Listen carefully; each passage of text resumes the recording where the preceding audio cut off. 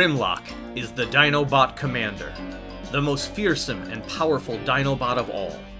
Although he and his fellow Dinobots are dedicated to the Autobot cause, he resents authority, namely Optimus Prime. Cold and merciless, but a valiant warrior, Grimlock has contempt for the weak, including all humans. Possessing great strength, he uses his mighty jaws to break almost anything in two. He carries an Energosword and Galaxial rocket launcher in robot mode. Other than arrogance and lack of speed, Grimlock has no real weakness. Slag enjoys melting his enemies into pools of liquid metal. Like his fellow Dinobots, he resents authority. Constantly disruptive, Slag often brawls with his own comrades. He shoots a 3,000 degrees Celsius flame up to 80 feet from his mouth. With enormous strength, he can shatter a brick building with his head. He also uses an electron blaster in robot mode. Rash, and not too bright, Slag can be nasty and mean-spirited. Because of his temperament, other Autobots often won't help him when he's in trouble. It's important to note that Slag's current toys are listed as Slug with a U. Slag is considered a derogatory word in the UK, where I've just been censored. Sludge likes to make his presence known. His footsteps can be heard and felt in a 3-mile radius. Sludge is surprisingly gentle and shy, but terrifying and unstoppable in battle. Like other Dinobots, he dislikes authority. He can exert 40,000 pounds of pressure per square inch from his feet, in fact, enough to shatter a bridge. Possessing immense strength and endurance, he is adept at fighting in water, swamp, and jungle. Unfortunately, Sludge is rather slow and not too clever, and is often the victim of the calamities he causes. The Japanese Diaclone line offered 5 different dinosaur robo-figures. These were eventually imported in 1984 by Hasbro and added to the ranks of the Autobots. With that, the legend of the mighty and ever-popular Dinobots began. Although their origins in comics are very different, the Dinobots are the first new Transformers seen built on Earth in the cartoon. As far as the other version goes, well, that's a story as old as prehistory itself. For now, let's get this show roaring.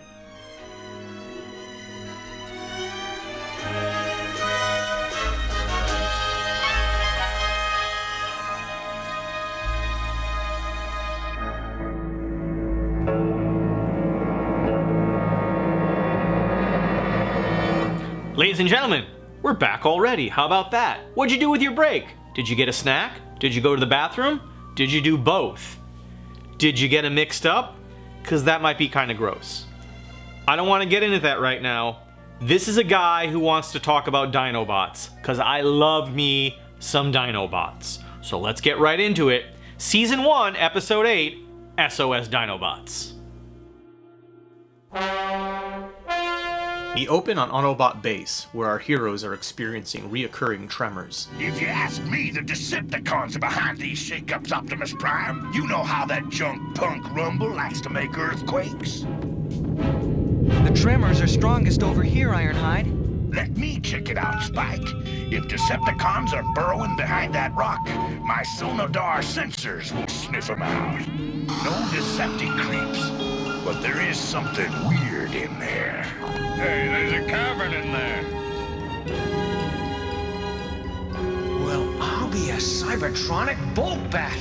They're the fossilized bones of dinosaurs. Animals that ruled Earth millions of years ago. Perhaps Spike would be willing to continue our dinosaur education. Against recycled backgrounds, we get an appearance from the first female we've seen all season long. Eavesdropping on the hot chick's husband, Soundwave learns something he's known since the first episode. As long as the water goes over the Great Falls, the generators will keep producing electrical energy. Data gathering complete. Reveal reflector. This is exciting, Spike. I've never been to a museum. Careful, don't bump your head. Wow, man, that's what I call heavy metal. There, why don't you get some holograms of those babies? The Brontosaurus, then the Triceratops, and finally the Tyrannosaurus Rex. That one's a walking fang factory. Very impressive. There they are, guys. Dinosaurs. Not very intelligent because of their tiny brains, but extremely powerful. They set about designing and building 3 dinosaur Autobots.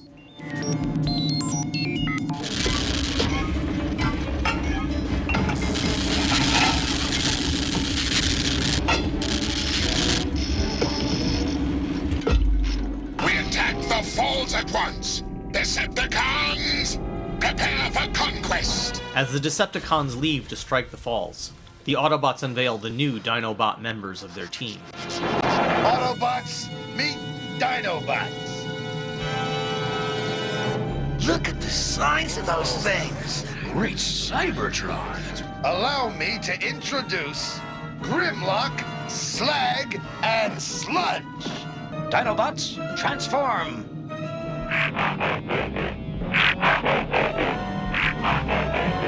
Interesting. But what else can they do?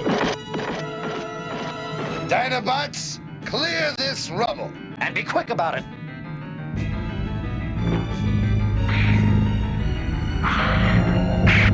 The demonstration goes very poorly.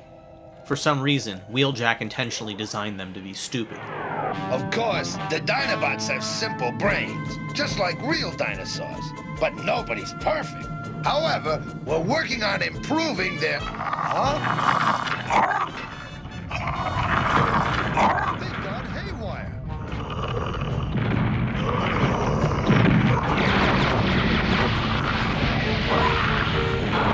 We have to stop these Dinobots before they create a catastrophe.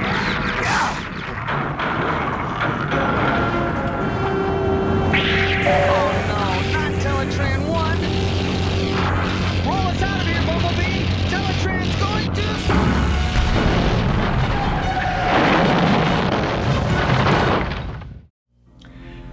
Okay, here's the awkward moment where I need to be that guy. That guy that says, you know, the original comic book was better. But when it comes to Marvel comic books, the introduction of the Dinobots is so much cooler. As the cartoon simultaneously depicted the Dinobots being created on Earth, in the Marvel comic book, they came to Earth aboard the Ark with the rest of the Autobots, having existed many years in the past on Cybertron. The Decepticon vessel, the Nemesis, is last seen plummeting to Earth in the pilot episode, and will not be heard from again until mid-Season 2. However, in the comic, the Decepticon vessel stayed in orbit around the planet, with Shockwave as the lone survivor, who was ordered to stay behind by Megatron. After the crash, Shockwave went down to Earth to investigate. In an act of defense, the Ark activated the 5 Dinobots. Reformatting them to fit in the prehistoric era, they were given dinosaur transformations the same way the Autobot vessel would later scan vehicles of current day. Soon after, an epic battle took place between Shockwave and the newly revived Dinobots. The melee was a catastrophic draw for all involved, ending with Shockwave buried below rubble, and the Dinobots likewise in a massive tar pit. They would all remain trapped there for several million years. It was in the year 1984, with his back against the wall, Autobot medic Ratchet found himself to be the last Autobot standing, as the Decepticons ran unchecked across North America. Seeking out the last known location of the Dinobots, Ratchet ventured to the Savage Lands, a hidden prehistoric jungle in the Antarctic, first seen in X-Men comic books, hearkening to an early time when the Transformers would all tie into the Marvel Universe. Shortly thereafter, this whole idea was abandoned, probably for the best. Upon reviving the Dinobots, Ratchet sought their aid in facing the treacherous Megatron. As expected, Megatron betrayed Ratchet, and the Dinobots emerged to defend him. In an epic cliffside battle, Megatron was defeated and went missing in action for nearly half a year of comic issues. After Optimus Prime and the rest of the Autobots were returned to full working order, it became clear that this version of Grimlock was less of a team player. Believing himself stronger and mightier than Optimus Prime, Grimlock felt he deserved to be the leader. The fallout led to the Dinobots abandoning the Autobots for some time. That is until the death of Optimus Prime several years later into the run of the comic. Grimlock would return and win command of the Autobots for a brief and troubled time. However, the story of Grimlock's tyrannical rule is best saved for a later video.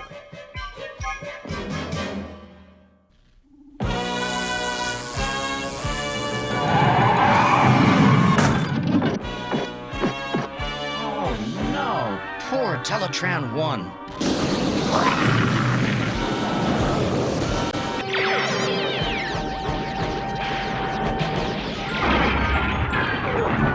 The Dinobots are rounded up and shut down. Wait, maybe my magnetic inducer can stop them.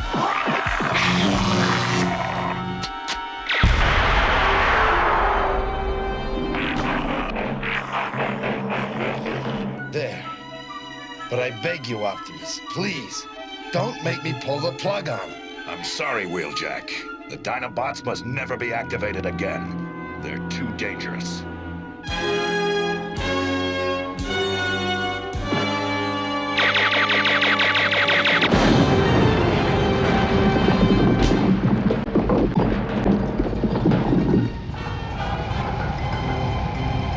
Elsewhere, the Decepticons attack the falls. I, Megatron, declare this facility Decepticon domain. Until Teletran 1's operational again, it's up to us to check on Decepticon activity, Hound. I enjoy it, Spike. It gives me an excuse to do a little Earth-style sightseeing. Hold it. I'm picking up electronic signals. Could be Decepticons. Acknowledged, Hound. We'll meet you at the falls in 8,000 astroseconds. Autobots, transform! Not you, Bumblebee. Stay here and guard headquarters. The Autobots roll out.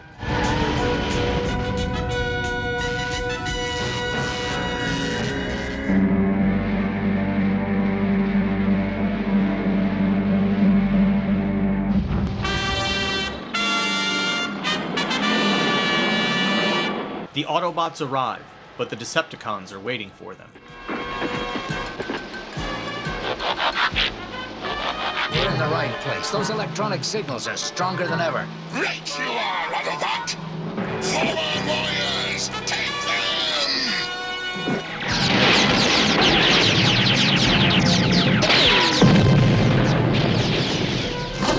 Now you will witness the power of my fusion cannon! Ready, Rumble? Ready to shoot! Ready and quick!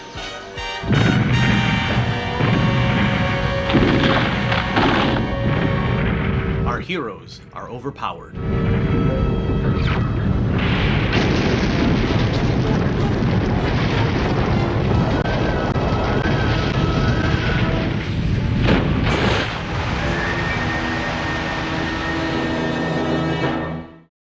For this episode, when I was trying to come up with the videos that would show up in between the commercial breaks, I realized there is so much about Dinobots to talk about that there's no point in trying to fit it all into this episode.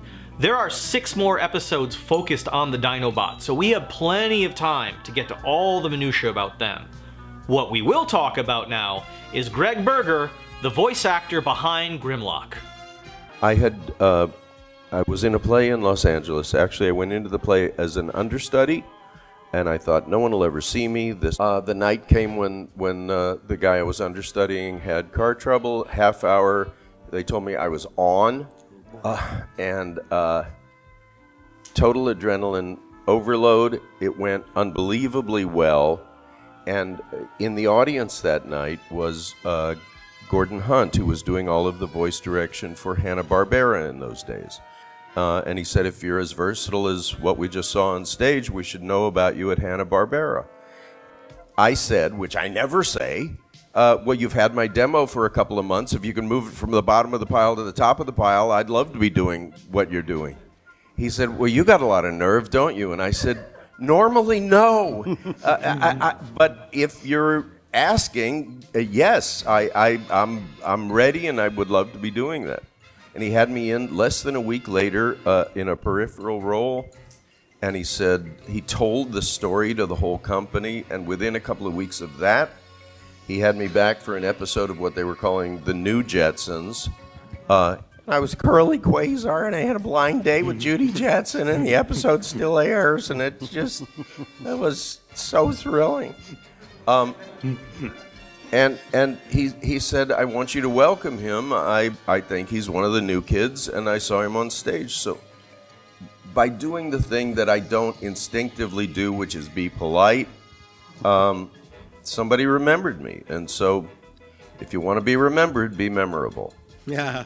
Gregg Berger, like his castmates, boasts a resume that stretches over 5 decades, with credits including television and video games. Longtime fans of Garfield would have heard his voice performing Odie the dog. And he has also provided the voice for Eeyore in Winnie the Pooh, same as his Transformer co-star, Peter Cullen. In fact, his list of voice work is quite extensive. G.I. Joe fans would recognize him as Spirit, Cutter, Firefly, Ripcord, and Sparks, just to name a few. In Transformers, he was the voice of Torque 3, Outback, Long Haul, Jetfire, aka Skyfire, and of course, Grimlock. I really appreciate the work that you've done and the amount of pleasure that you've given me personally and my family. And this is the first con that I'm bringing my son to, Christian. He's 6. So he wanted me to come up and ask a question, mainly for Greg, please. Grimlock is our favourite Transformer.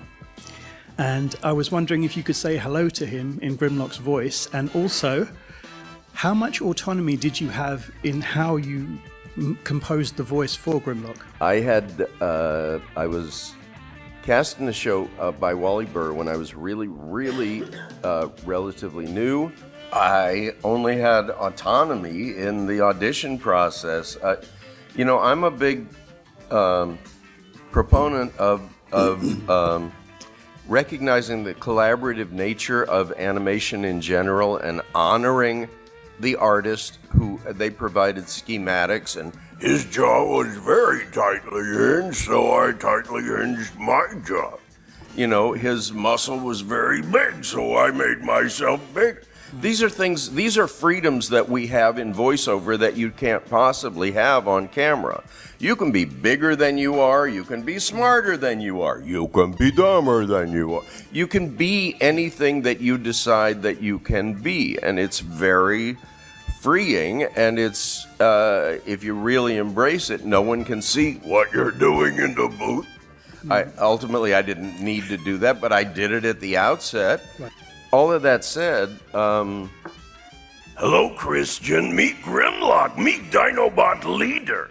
You have power too, but not power like Grimlock. And me, no kisser. Thank you.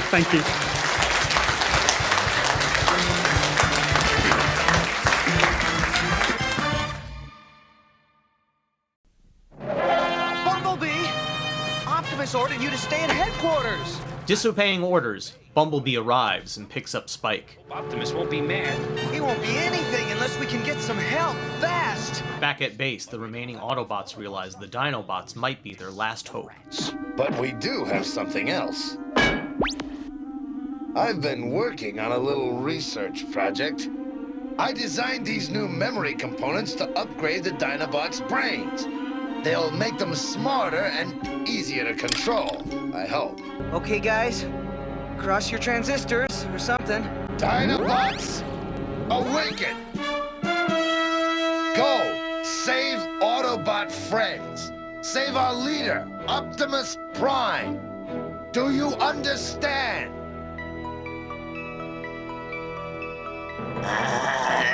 Save friends. Save leader. Maybe we should.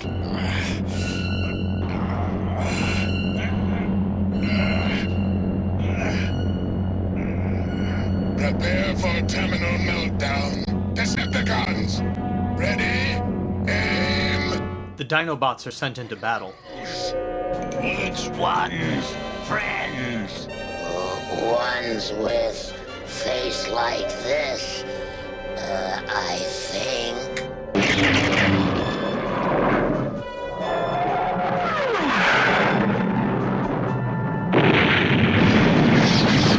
They kick the crap out of the Decepticons. I don't know what you are, but I hope this burns you up.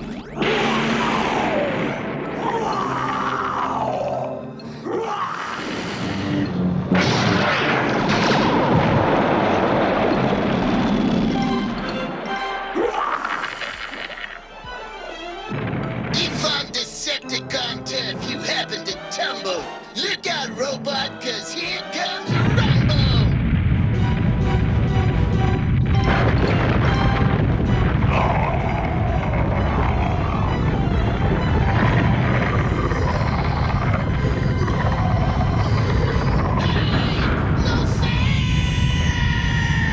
I will lead us to victory.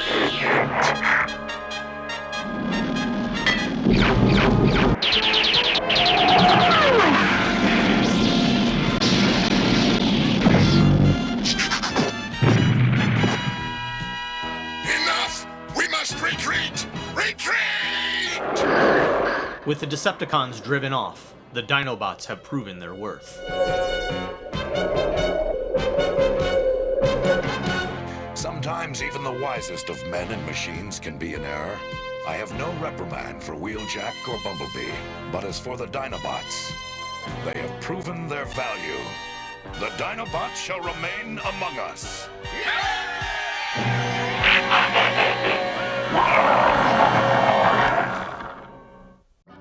And with that, the Dinobots are now a part of the team.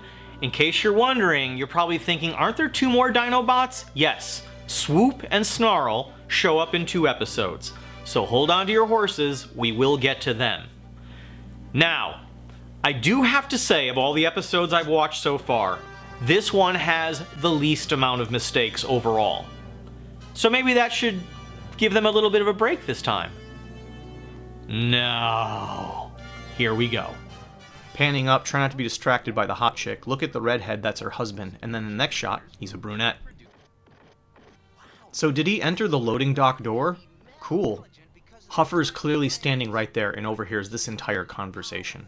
If only we had some dinosaurs working for us. They'd really shake up the Decepticons. I'm with you, Wheeljack. We could build robot versions of those oversized iguanas. It'll never work. Big waste of time. What a dick. Wheeljack's voice comes out of Ratchet here. Autobots, meet Dinobots. Time to be a perspective Nazi. Watch as we pan left. Watch how the Dinobots in the foreground move with the shot in a weird way. Watch it again. Allow me to introduce Grimlock, Slag, and Terrible. Dinobots, huh? I thought you were supposed to make dinosaurs. I'm gonna go to instant replay on this one. If only we had some dinosaurs working for us. They'd really shake up the Decepticons. I'm with you, Wheeljack. We could build robot versions of those oversized iguanas. It'll never work. Big waste of time. Still a dick. Hey, one of them's yellow, but they're not. Rumble's pile drivers are part red and blue. It's almost like they couldn't decide if they wanted to use Frenzy or Rumble. Optimus is floating down the river, and he turns blue. And then he's not. Okay, so first Trailbreaker's gray instead of black, and then you pan over here and oh my god! Did they get fired for this? I hope so. I've been fired for less. Also, Megatron's eyes are gone and his face is black. Oh look, they're doing that thing from that new toy I just got. When I was a kid, I could never find Starscream. Recently, went into Walmart, found this guy at discount. How could I say no? One of the really interesting things about this figure is he comes with a little Megatron that clips on the bottom. And when I got it, I couldn't remember what episode that happened in until I edited this one, and now we know. And that's about all we have to say about this episode. I know it was a long time, and hopefully I can get the next one to you a little bit quicker. So, in the meantime, if anyone insults you in this world, just remember what Grimlock says. Friend, fine, look behind. You go wrong way, you fool, I say. Me, Grimlock, fool? Picture you got, no fool you not. Me, Grimlock, no like you.